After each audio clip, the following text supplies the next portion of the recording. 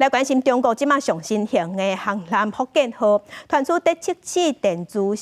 弹射系统，社群媒体有影片讲有一个7次的飞行器对福建号发射落入去海中。美国媒体讲，福建号若是成军了后，有可能就能力会当阻挡美国协助台湾。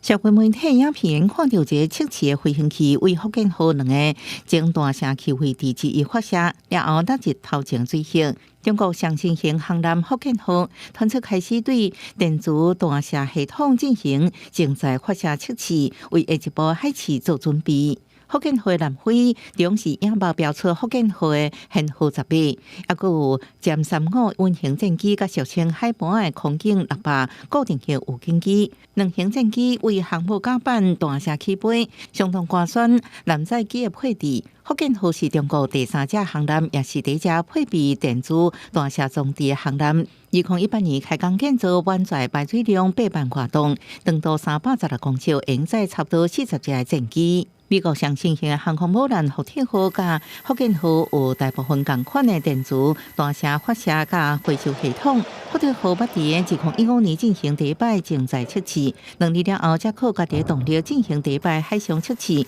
美国媒体用安尼来推估福建号可能的海试的时间。福建号按算2025年完成海试报告服役，后解放军更较有能力然后或者是阻止美军进入断区协防台湾。美国专家分析，福建号设计目标是用伫后美国亚洲的环境，直接挑战美国的海军力量。不过，有专家表示，后美国亚洲的讲法用词无适当，而且是一种有问题想法，因为美国被撤回对这地区承诺的存在。记者综合报道。